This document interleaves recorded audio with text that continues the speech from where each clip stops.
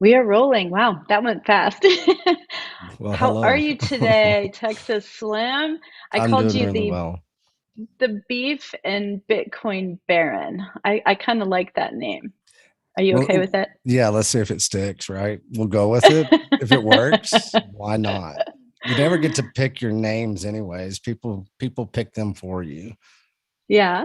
You ever notice Texas that? Slim was picked for you. Yeah, Texas Slam came from people that knew me across, United States and stuff like that. And I'm tall, kind of not tall, but I'm slim. Yeah. So they called me, well, you're from Texas, you're Texas Slim. So I love it. it always is stuck. I love But it. I love yeah, it. I think I first heard it a long time when I was up in Maine. So they were fascinated with Texas at the time and had a Yeah. lot of stuff. I was younger and I worked up in Maine in the summers and I would drive all the way from Texas to Maine to kind of check out the country. Had a lot of wanderlust and, I was able to explore. When I got to Maine, they really didn't know much about Texas. So I was quite the novelty for a while. That's fun. When I grew up in the Chicago area, and I remember just thinking the kids that moved in from Texas were so cool, you know. Right. And so I'm very, very happy and proud to be a Texan longer than I have lived anywhere else. So Well, it that's counts for that's that's all something, the right? well. No, if it's okay, man. If it took you a while to get here, that's all right. You appreciate and you respect Texas and the heritage and everything. There's nothing wrong. You think about all the people that established Texas, the Texas Rangers. None of them were from Texas. They were from Tennessee, California. They were all over the place, and so There they you just go. loved Texas, and so they needed to establish Texas as Texas, and they knew this. Yeah. As long as you're contributing, we're cool with it. 100%. There you go. And so, for those of you that aren't familiar with Texas Slim here, also known as TC, he has started a thing called the Beef Initiative. Can you give a quick little, Sure. informative? You Yeah. bet. Yeah. Well, the beef initiative came out of something that I started this year. I do research and analysis a lot of my professional career, and I started looking into the food industry. And we all know there's some type of corruption with the food industry on certain levels, but I knew that it was getting pretty much to the point where our food was losing so much value because of the health of our nation, health of our kids. And so by looking at and analyzing the problems, a lot of people don't know what a solution is. So I got to the source of the seed of our protein, animal protein, which they're attacking big time, Oh, yeah. across the world, the globe, the politicians, the governments, and everything. It's a big psyop on the food. And I said, well, I got to provide a solution. So what do we need to look at? Well, I'm Texan. We come from cattle, and let's look at the cattle industry in Texas, and let's see who's doing it right. Let's see who's actually really following heritage and trying to save the lands and trying to save, communities and localization. And so I said, well, I'm going to create the beef initiative. We're going to tie, ranchers, grass farmers, animal protein producers. We're going to get them back into the communities mindset, become it top of mind to where everybody can source their protein anywhere they want across the United States. If you can't get it local, you're going to get it through the beef initiative. If you need to find it local, come to the beef initiative and we'll help you out. We're going to bridge a lot of gaps that are caused by our industrial food complex in ways people have no clue about. I love it. That was great. So what I'm very attracted to, as far as what you're doing, is you're not waiting for someone else to do it. You're getting out there and you're figuring it out, not only how to be the architect, but also the delivery systems, the distribution, the disruption, the legal aspects. Sure. Um, I think this is like seriously one of the most important things. What inspired you to reach so deep in? Because I mean, it's kind of funny because it's like the white collar, like the blue collar's the new white collar, right? Right. It's almost like everyone's loving the truck drivers. Where you were embedded into a an actual harvesting team, right? Yes. Yes. And so, this is somebody that you didn't have to make that choice, and we're making it for a reason. If we don't do this, what do you feel is on the line? A lot of people ask me what the Beef Initiative is. Right now, we're a production company, kind of in a way that we're creating a tons of awareness. And where do you begin this argument? Where do you begin this fact finding mission? And where do you start within the food industry, with the medical industry, with the nutrition industry, everything? It's like you don't know where to start. So I just told myself, you're going to start with the source of the seed. Let's find out where the seed goes, where it's coming from. How has it changed in my lifetime? How is it different from my grandfather? And speaking of my grandfather, he was a farmer in the Texas Panhandle. Had section or two land. I mean, they lived off the land. And you and I have talked about where I come from. It wasn't Right. hard for me to say, okay, I'm very lucky. I come from a small town in Texas. It's called Canyon, Texas. I grew up a couple of my blocks away from West Texas State University, which is part of the A&S system now. But I've always been privileged enough to live that blue collar kind of hard skill life. That's where I came from. I came from dirt. I really did. We didn't have much money, but we could work, and it created a form of strength in me that I've always been able to carry on most of the time in my life, from traveling to doing whatever I could leverage that. Being in Austin for most of my professional career, because I fell into some technology and research and analysis, I knew that I had a skill set that I could leverage Right. that would actually, a lot of people wouldn't understand. I've done enterprise wide, releases in software. I've been part of startup companies that were very successful, that were in the stock market as online software. I know what it takes to launch a system to where a platform that is a communications tool. By doing that, you embed the solution within the platform, and then you use that as that platform as well as a communication structure. So putting all this together, I kind of leverage my past. It's getting to the point right now to where, I'm having to start dictating to people and delegating and saying, hey, this is how we have to move forward. So, the business model is changing very fast. I think it's going to have a lot of legs to it because I'm coming from a decentralized thought process. I want Right. to decentralize our food industry. I want to leverage decentralization of Bitcoin, the protocol. There's a lot of things that people don't understand about Bitcoin. And so there's a lot of education to be provided right now. And I have a lot of people that are on my side that are wanting to come and speak, and they want to say, hey, I want to lend my expertise to the Beef Initiative. Because when it comes down to it, if we do not have pure animal protein and nutrition, we don't have a nation. It's that simple. Right. There is no more argument about this. And Right. so once people kind of understand that fact, that Hmm. now's the time, this is the turning point with what has just happened in our society, within our healthcare, our medical, our government, everything that has been exposed, because there's a Yeah. lot of things that have been exposed. Well, the one thing we need to expose and to basically overcome is the poisoning of our kids. Right. So fact finding mission leads me to, this is about saving kids' lives in the United States of America. That's what it comes down to. And if you can't be a part of that, and if you think that, there's something that's nefarious about, raising facts about, cholesterol to fat fiction to how strong and powerful animal protein is, then you need to do some more education. You need to do some more research to get to the source of the seed of a lot of things, probably in your life. So there's a lot of solutions that are going to be provided for people if they go down this rabbit hole of, discovery about what food is again. So cool. I have good news, and that is that since you were on the last time, I've had clients, I've had people who subscribe, all kinds of people sending me pictures of their brand new freezers Awesome. and saying, "Oh, I bought a quarter cow, I got a half a cow. I have no one to split one with."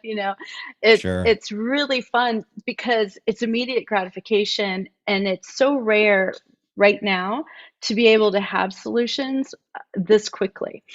One Mhm. of the things that I think is really important that I saw you tweet about this last week was how many places or how many places has your beef gone to before it comes to your table? Can you Sure. explain a little bit more about that? Well, let's just look at Texas. Okay. We think that we're in Texas, we eat Texas beef. Well, a majority of Texans aren't eating Texas beef. So let's do a point of contact from probably a good possibility of where this your beef is coming from. If you're buying at, let's say Albertsons, people know Albertsons. Let's say United or Kroger's or something like that. The supermarket, global supermarket chains. Well, that beef started in Argentina. Okay, then there's, I call it the Southern cattle drive. That beef then gets shipped to Mexico where it's finished off on grain. Once it's finished on grain, it comes to Texas and then it's processed and they're able to say it's USDA certified. That cattle was never raised in Texas. And so there's, a couple of points of contact right there where once it's harvested, you go through the harvesting sequence of a cow in a global standpoint, you're going to hit a lot of middlemen for that cow to be harvested and to be processed and then to be sold again and then to be shipped again. And then where is that beef going to end up? How many points of contact from packaging to the insertion of certain types of solutions into that beef to where they can put a little water into it because, they got solutions that the FDA say is safe. So how many points of contact that they do not have to tell us about our food system being something that we're trying to achieve as far as farm to table, let's say. You and I, we're going 2 points of contact. I'm talking to my producer, I'm shaking his hand, and he's handing me a half a cow. Okay, that's 2 points of contact. If I'm going to the supermarket, you're going 8 to 10 points of contact that food has been handled or processed or exchanged, bought and sold, and before it even gets to the shelves at the grocery store. So if you look at that as far as overly processed food, no matter if it's carbohydrates or if it's protein, loses its nutritional value each point of contact. Right. Absolutely. Um, a lot of people would have been intimidated by the USDA and the certifications and the legal aspect of it. Mm-hmm. What advice do you have for people wanting, because you're basically kind of disrupting in a way, right? Wouldn't you consider this disrupting? Oh, bet big time. Yes, Okay. of course. And so what advice would you have for somebody to disrupt something? What do they have to have in place in order to go around and create something new? We live in a world of distractions. We live in a world of noise. I'm a man of faith, and so I always just lean on truth. I lean on the Holy Spirit, and so by saying that, whenever you find something, and I didn't like you, I told you I was supposed to be in Thailand riding a motorcycle when COVID hit, so I wasn't going to be doing this, but if you look at the truth and you have something, you get rid of the distractions that are out there. Most of the world right now is a lot of noise, and people have seemed to, you know, not willingly, they seem to pay attention to a lot of the noise instead of their own personal instincts and their own personal truths of what they want to accomplish. I have no idea. I had no idea where this was going in the beginning. What I did is I answered a call. And if I'm with my faith, with the strength that I have, with my skill set, once you get me going, you're not going to stop me. So it's pretty easy for me because that's just a low time preference that I was taught as a boy. Right. And, having that low time preference, patience, fortitude, agency, intentionality, these are the words I grew up with. And so I use those in my vocabulary. I use them in my messaging, and it gives a lot of people a lot of strength, I believe. And Oh yeah. we need to forget about the noise. We know there's issues. We know there's problems. I could talk about Monsanto and Bayer all day long. It would do me no good because they're too big, they're too powerful. So what I do is I get to that truth, that source of the seed of the truth, and I use the law against itself. It's there. The law is the law. We're going to obey the law, and we're going to actually know the law better than most of these inspections and all these regulators out there. They're politicians and they're regulators, and it's corporate America. They don't really understand that we have a team behind me that is going to disrupt the food industry. How we're going to do it, I'm not going to tell everybody my game plan, but I guarantee I'm Right. pretty confident right now that we're going to have a big impact, and we're going to do it because people are going to start looking locally. They're going to be looking at their heritage again, and they're going to start understanding food, what it is. and they're going to understand that there's a lot of powerful people out there and they look good and they eat good protein, and they're going to say, I want to be like you. So we're going to use the system against itself. We're going to leverage everything that they do to us, and we're going to counter punch back, and we'll do it. We're going to play a low time preference game as they do with our food industry. Right, right. I was watching a video of one of our politicians that's running around right now on Twitter, and it it really kind of blew my mind. But what was very encouraging to me were the amount of vegans that got on and said, this isn't their business. I'm a vegan, but this is nuts what they're doing. And it just felt really good to hear that coming from somebody who, didn't necessarily have the same lifestyle choices for food. Well, and somebody made a comment on a Twitter or one of the social media platforms yesterday, and they said something as the lines, it's like, I love the beef initiative because it's just not about beef. This is Yeah, about pure produce. This is about pure animal protein, be it beef, be it fowl, be it hog, be it lamb, whatever it is, bison, wild game. That's where the center point of attention needs to be, about pure food again. And hmm, somebody very dear to me, she's a vegan because she has to be. She had right, salmonella, and so sometimes when you get salmonella, you have to kind of go a vegan lifestyle.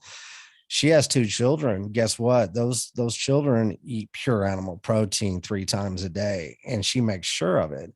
So I'm getting all kinds of conversations from people from the vegan world. And you right, respect people's choices, especially when they're based on truth and pure right. vitamins and nutrition and everything. So this is, yes, it's beef initiative. I'm from Texas, and we're going to leave with beef, but this is really about eating again, in the proper way that we all did, our grandparents taught us to. Right.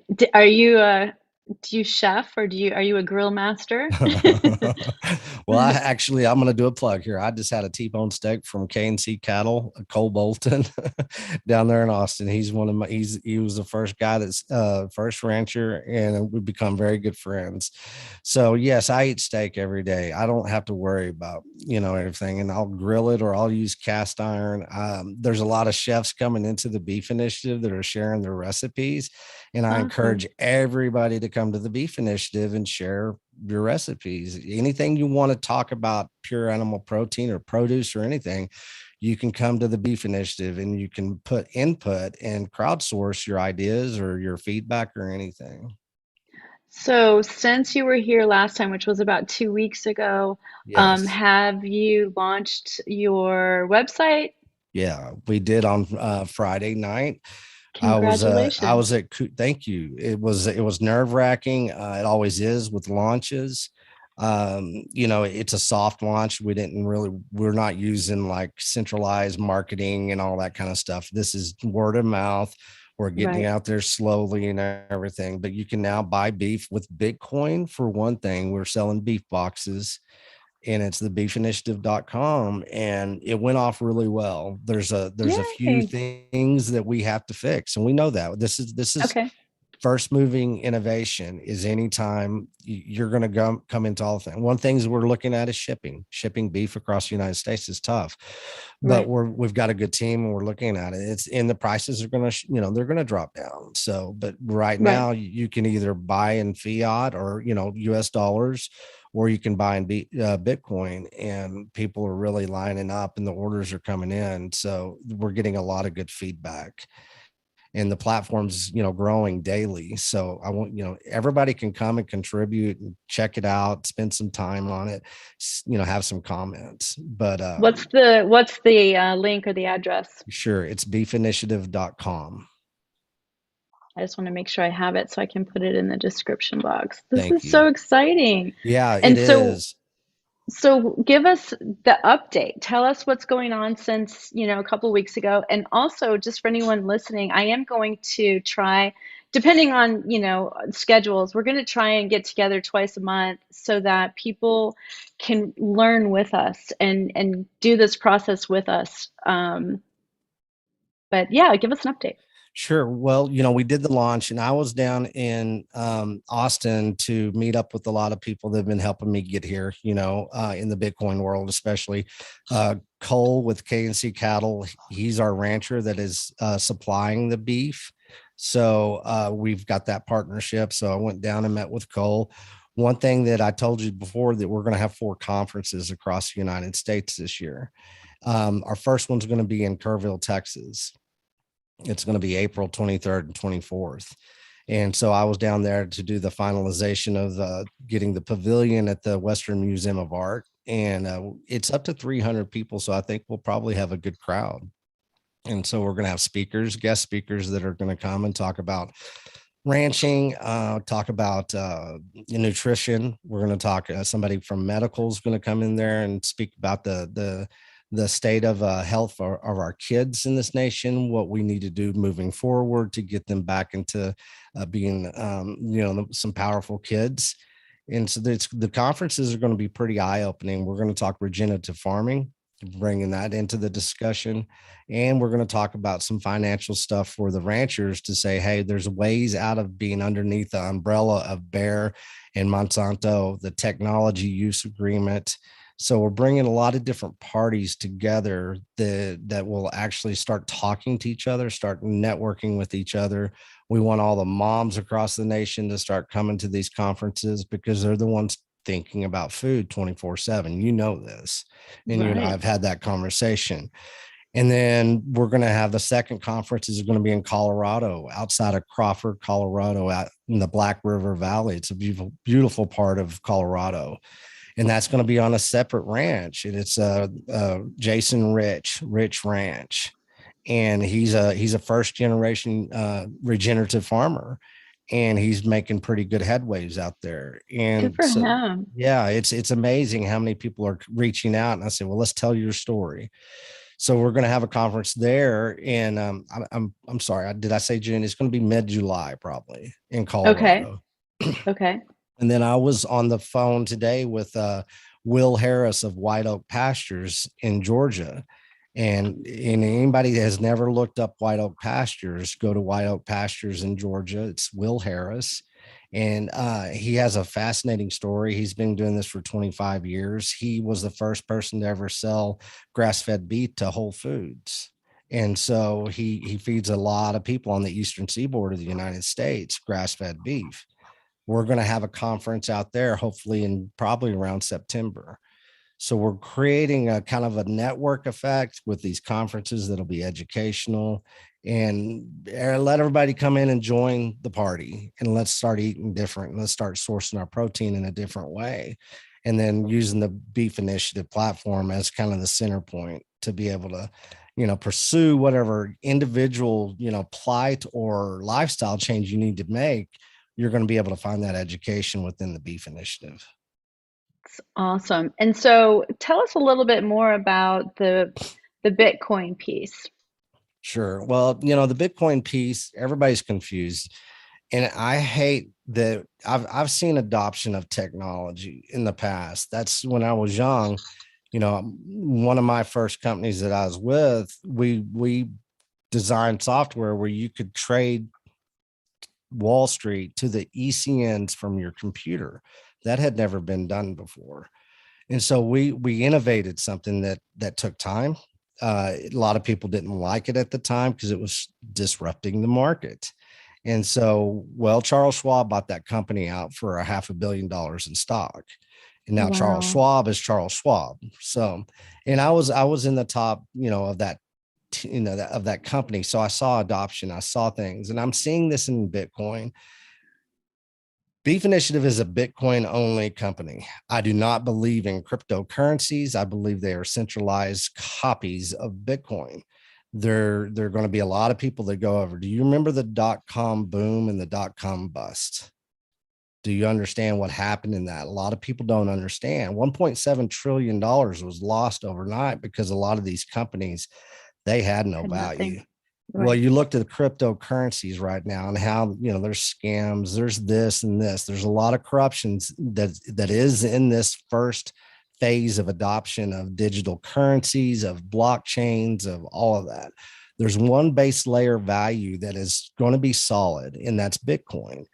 It's a store of value that we've never had in the history of the world or the United States. Whenever you have something that is this powerful, it's going to have a lot of FUD, a lot of fear, uncertainty, and doubt, a lot of manipulation from Wall Street to corporate America. And there's reasons that is happening. But if you understand Bitcoin on how you can use it as a store of value for your wealth or for your business or for your industry, you're going to see a lot of people. There already is, of course, but you just don't see it on CNBC. But Right. you're going to be able to have new leverage to basically save your legacy, save your wealth in ways that I'm going to educate the ranchers and anybody that comes into the beef initiative of a well. We're going to have very good education that's going to be available. So you can let go of the noise, as I talk about, from CNBC to CNN, all these major media companies and financial institutions. I saw them do that to Amazon. I saw them do it to Google. I saw them do it to Apple.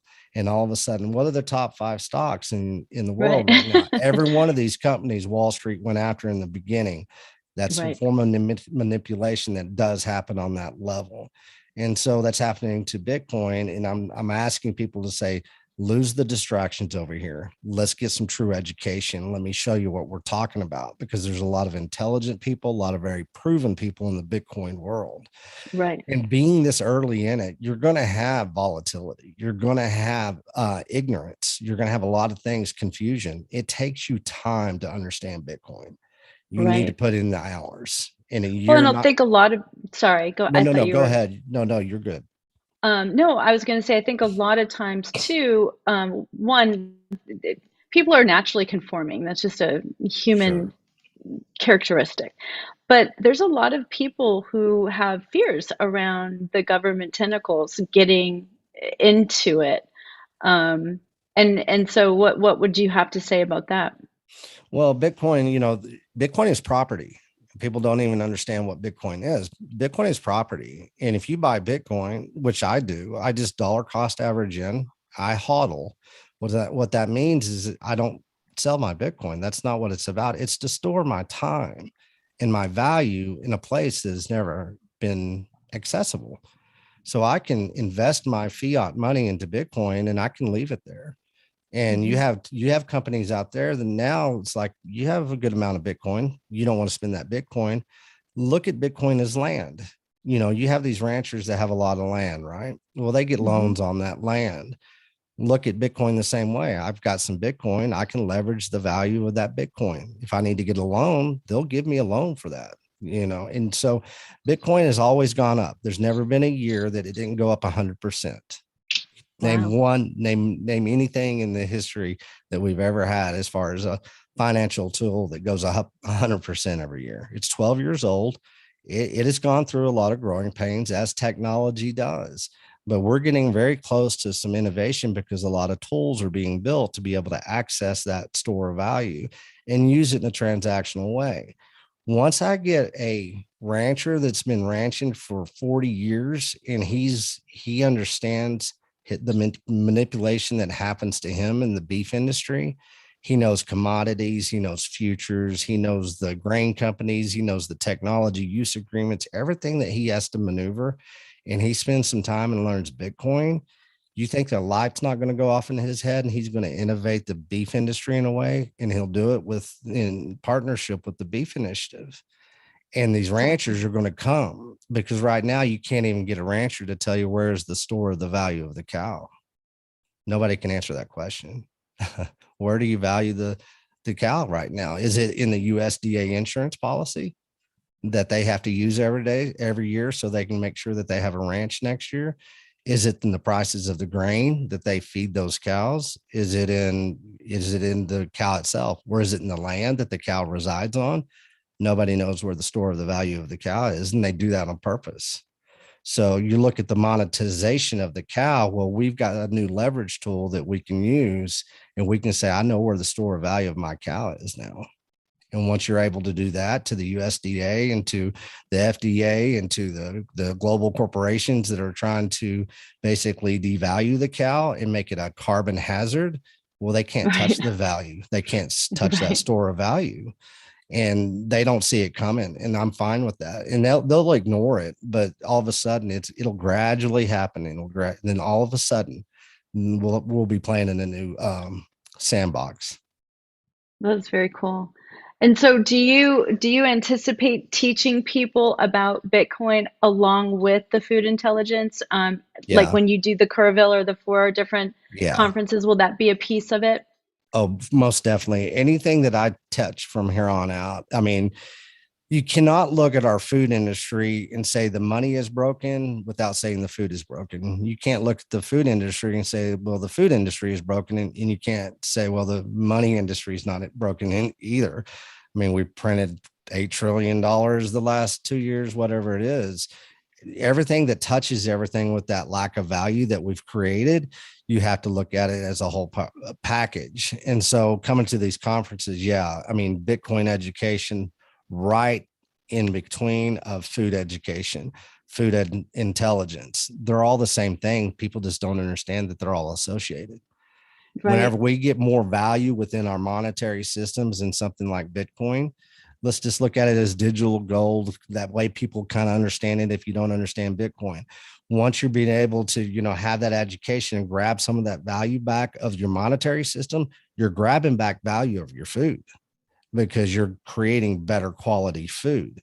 You're creating a less high time preference way, instant gratification way of living. You're saying, I'm slowing down. I'm going to take a little bit more time to understand the monetary system. And in hand, I'm learning more about our food system. And that happened to Awesome. me naturally. It just did. And it's something that happens to everybody else that chooses to kind of go down this path. It's the law of correspondence at work, as It above, really so below, is. as within, so without. The macro and the micro, it's Mhm. really it's fascinating to me how everything is always emanating what it actually is. And there's so many people that refuse to look at, what actually is emanating. So Well, what's I been the funnest? Go ahead. go. No, I just like to say cognitive dissonance is kind of a bitch. So, once you get rid of that cognitive dissonance and you open up your mind and your heart and your spirit a little bit, you're going to see things differently. Absolutely. What's your funnest part about doing this? Do you like going around and meeting the cattle, ranchers? Do you like, just the stuff you get to eat? Hmm. What's your favorite part about this What process for you? the funnest part, like when I went down to Austin, there was a good amount of people. We went to Cooper's Barbecue down on South Congress in Austin, and it's just seeing all the really intentional living people that are very sharp coming up and just wanting to have the conversation about everything that I'm doing. And by saying that, I'm doing a lot of it through my cell phone, my smartphone. I'm doing it through the laptop, but my best, most effective thing that is the most fun is traveling around the state of Texas and meeting new people. That's it. 100%. We're getting back to looking each other in the eyes, giving a hug, giving a handshake, whatever it is, and saying, hey, we're on to something here. Let's do this together. The collaboration is what's been the most fun part.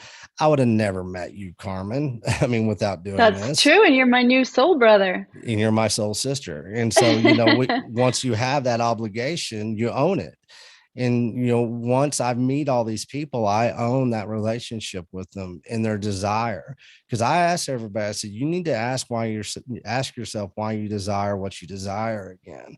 Let's see who's manipulating that desire and if we can get it back on track. Yeah. And, go ahead. No, I was gonna ask you another question because somebody had mentioned that they bought a a large amount and put it in their freezer, and the freezer went down.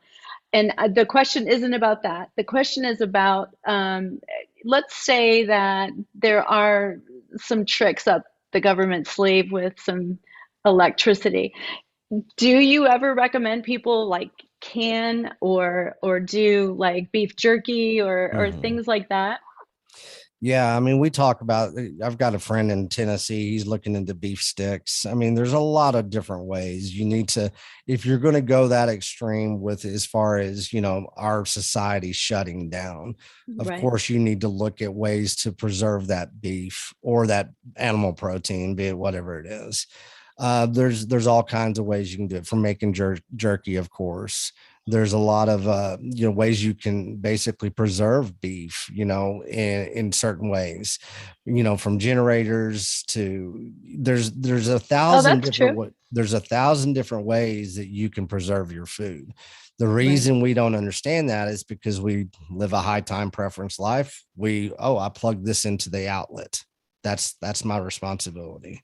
Well, you need to go a little bit deeper than that. You need to make sure, if you are going to think on that level that the government is going to do something, well, you need to get a generator. You need to have a gas powered generator. There's a lot of things that it's a couple more steps, but once again, if you take this low time preference approach and start doing intentional living and what it takes to source your food, you're going to make some different decisions, and you're going to be better prepared all the way around in your life. A lot of people store their beef in different locations. I see one day, because they're trying to turn beef into caviar, Yeah. I'll see beef like guarded a lot, like I'll use this an example. Whenever Colorado went legal with marijuana, right? A lot of Hmm. those places, they didn't have a place to store their money. Banks wouldn't allow them to put their money in the banks. um the product itself, you're going to have a form of security that happens around the beef industry. You're going to have these places where maybe you do store your beef in a different place. And so there's a lot of things in the works, and I once this industry starts changing and they have successfully got the access to beef out of certain people's hands and lifestyles, Right. you will see a new form of security around beef in a decentralized way. So It's exciting. it's not always just going to be putting in your freezer. You're going to have different touch points that build security into your food security. It's very smart. So something that even maybe, is like just a holding place Mm-hmm. that's, yeah. Sure. Well, That's you look right now, and I haven't met Daryl yet. He's with Ogallala Commons. We talked about this last time. Well, they do food sheds across the whole Midwest, on top of the Ogallala Aquifer. There's a lot of people that are already doing things to make sure you have food security. And once again, we're bringing that education into the beef initiative. And so there's going to be food shed systems. There's going to be decentralized groups of people. Let's say you and I lived, in North Texas, and you and I are going to start having conversations because we're going to buy a cow together. You're going to get a quarter.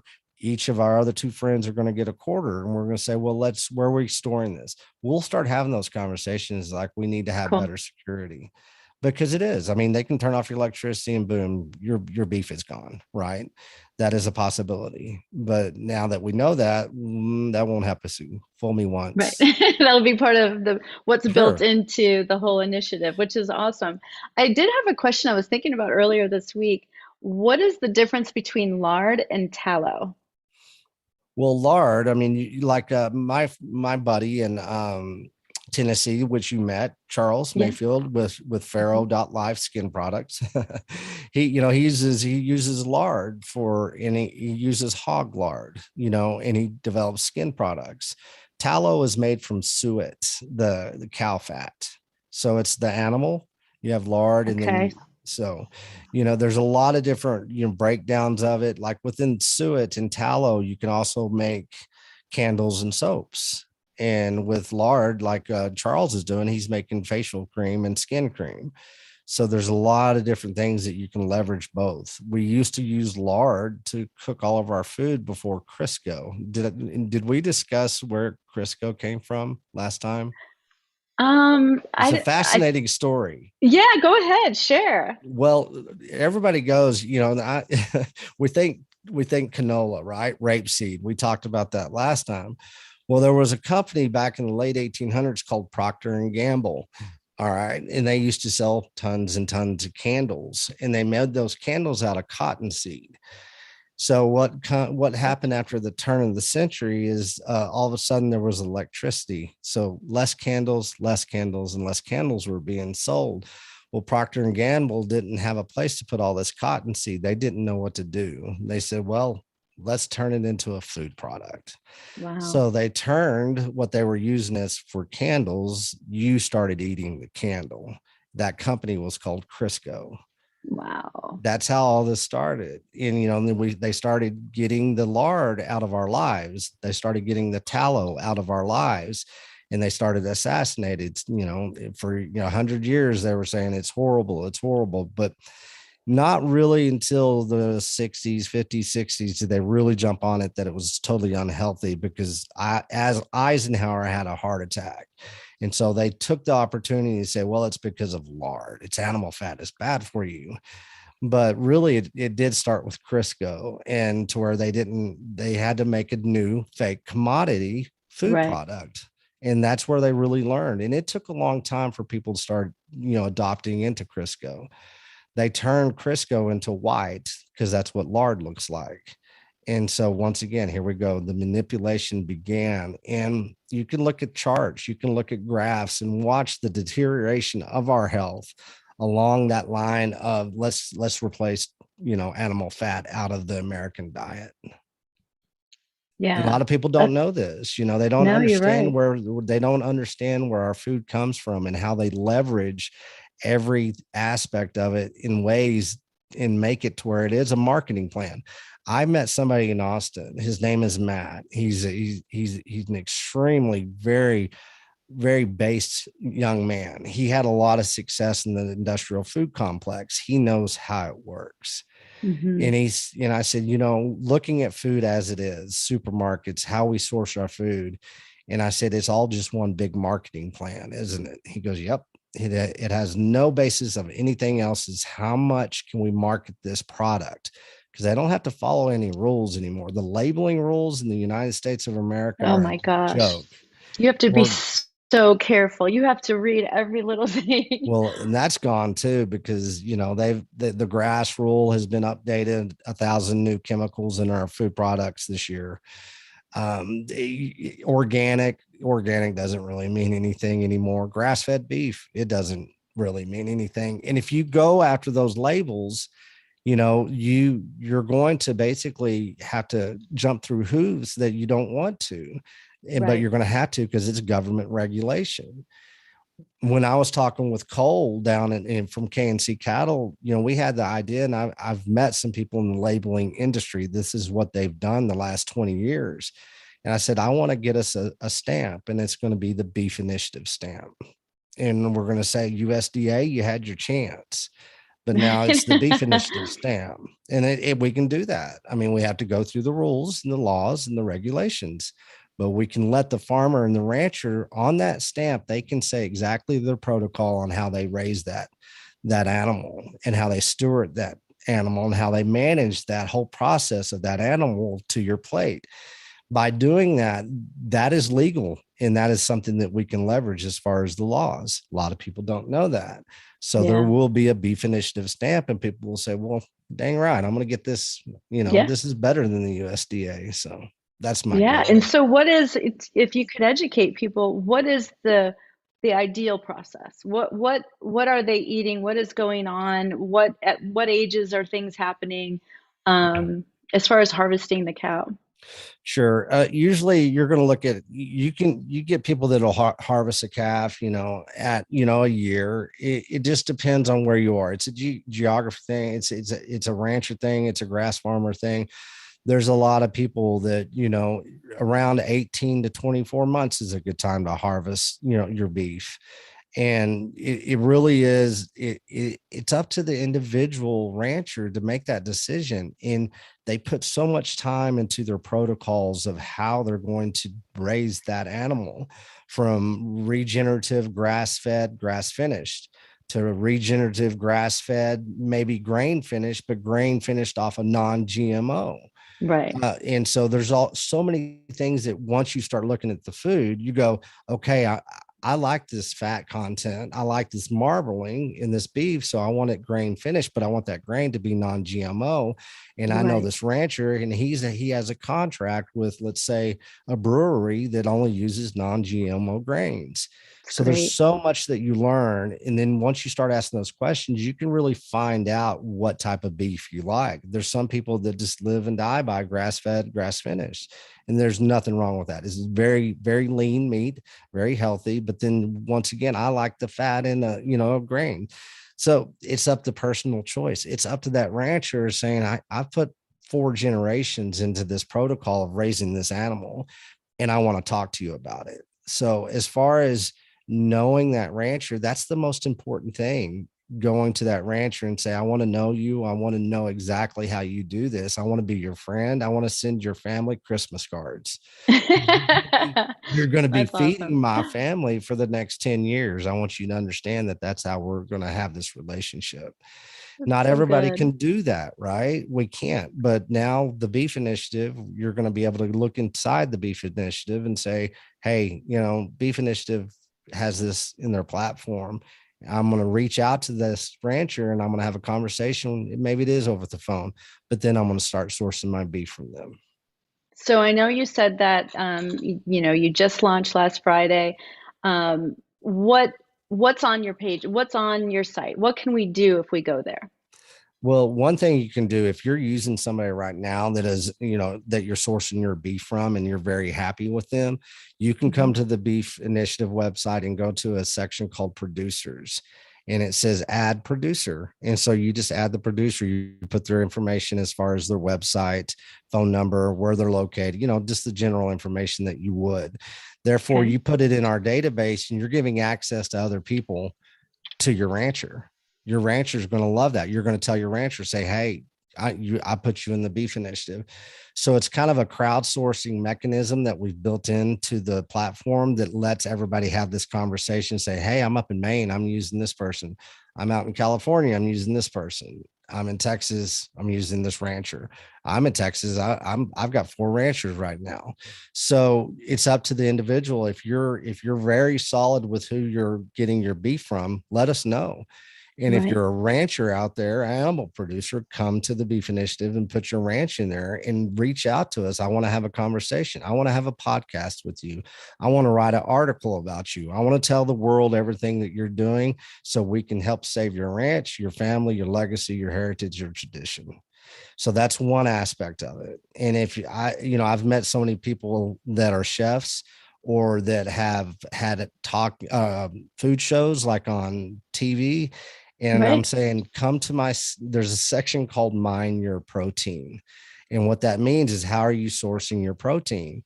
So you can also, once again, if you have something that you want to tell us or share with the rest of the world, come there and you can input your information and we'll post it up there and people can start reading it and sharing it. For And any protein or just any beef? protein, any Oh, protein. okay. Yeah, this is starting with beef because we're Texan and we lead with beef. But anybody else that, if you have fowl, if you have somebody that does hogs, whatever it I is that just you're had doing. wild boar chili I made the other night, and I actually liked it better than my beef chili, which shocked me. Well, I mean, I've heard that for sure, especially the wild boar. It has It's a little so edge good. to it, but it's chili. It's like, yeah, it's Yeah. it's hearty, but it's so healthy. And there's so many anybody that's doing anything with pure animal protein, bring it. Tell us your story. Bison. I got people up in Canada, that are doing bison. If it's elk, if you go out and harvested elk every year, tell us your elk story. This is about really understanding what food is again. And we want to Oh, hear yeah. everybody's story from across the world, because this has no borders here. And Yeah. by letting people share their stories, those are hot link out. People can include them, in their social media. And what it does is it creates a very large scale conversation that just, lives and breathes off of quality, really. Yeah, and I highly suggest everyone out there get a friend that gets an elk every year I know because elk the best. sausage with like that jalapeno and cheese in it. Oh my gosh, it's like seriously one of my favorite things to get at Christmas from my friend who who goes and gets his own elk. Well, the backstrap of the elk is by far the best cut of meat I've ever had. So if you've never had that, that is excellent, excellent. And I used to do some elk guiding with a buddy of mine, and we would, go on several trips every year. But eating elk is definitely a luxury. So Yeah, it's delicious. And so, do you have any last minute things before we close out and give everybody all of your information? Anything else that we missed? well, you and I are going to be talking pretty often. What Hmm. I'd like to say to everybody is, let's start right now. This is a good time. The timing is perfect. There's plenty to do in 2022. Contribute, collaborate. Let's share. Let's get strong. I always say that let's get strong again. Everybody feels maybe a little weak from what we just had to endure, and there's a lot more to come. We know this, and so let's bond together and let's start with our food. Let's make our children strong again. Let's make ourselves strong again, and come to the Beef Initiative. I'm on Twitter at modernTman. We have a Telegram group. It's at Beef Initiative. And so there's a lot of people that are coming on board that are collaborating. Like I said, there's something going on here, and we're going to make some good moves in 2022. And I think this time next year we're going to be we're going to be in a very good place. And you and I will have met because I'm going to come through that region of Texas, and we're going to meet with people and the networking. Start networking with your neighbors. Start Yeah. networking with your family, and drive everybody to the Beef Initiative, and let's have one big fun conversation. Yeah. Have you found, this is my last question. Have you found that most of the ranchers are real open 100%. to speaking with the people that would be interested in this? 100%. And if you Oh, find that's great. within anything, if you find a rancher that doesn't really want to talk to you, he's either kind of shy and he doesn't like the outside world, or he's got something to hide. But if you find a rancher that's doing it right, Yeah. he really doing it right, he's going to want to tell you what he's doing. He's going to tell you that, this is how I do my protocol whenever I'm raising and stewarding this animal.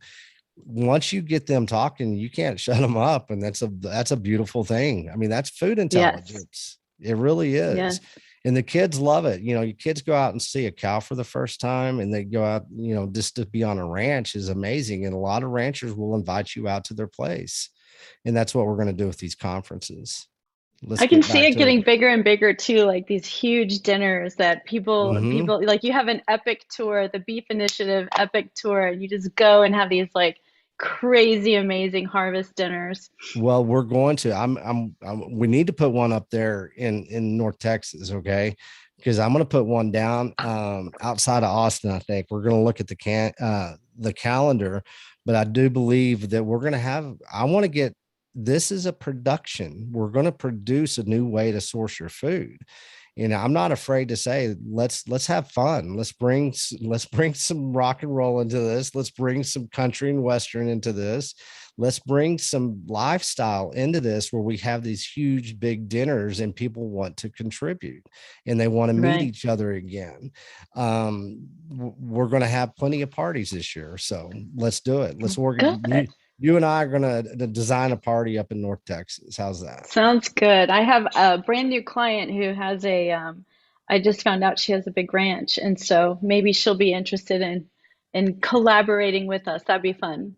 Well, I'm trying to get access to the Cavender's Ranch. I'm trying to get access to the East Texas ranches. I'm getting access to one down in Central Texas. So yeah, it's like, let's see what we can come up with. Let's just change let's have a paradigm shift in how people are, looking to see what fun is. Let's create our own fun again. You know, You that's don't what. have to be on a motorcycle in Thailand. You can be in No. a big old truck in Texas. Well, how I grew up, we went out on the dirt roads. We lived that country and western song. And so let's get on a dirt road again, and let's go look at the country, and let's all meet together and by the harvest moon, and let's have a good time, and let's start with our food, and let's really get to know Sounds each other good. and love each other again. It's what it's Sounds about. good. Yeah. Yay. Well, I just adore you. I think you're amazing, and I'm so thankful for you. And I'm looking forward to more and more people disrupting everything. I want to see everything disrupted. Yeah, we have to actually. Let's reboot. I know how to reboot, and let's start over. And let's be smart and intelligent about it. Let's bring a lot of, lot of strength and love to it. And we're gonna win. We always Yes. do. Yeah. Yes. So Yes. here we All go. right. Well, thank you. And thank you, everyone. Feel free to leave any questions since we are going to try and do it pretty regularly. If there's a question for him, then I can just ask him the next time. Yeah. Um, Next time and we in the can meantime, start doing. everybody check out what is it called again? Beefinitiative.com. You bet. We'll see you Super inside. easy. Thank you, Carmen. It's always a Bye. pleasure. Thank you. I Have a great appreciate day. you.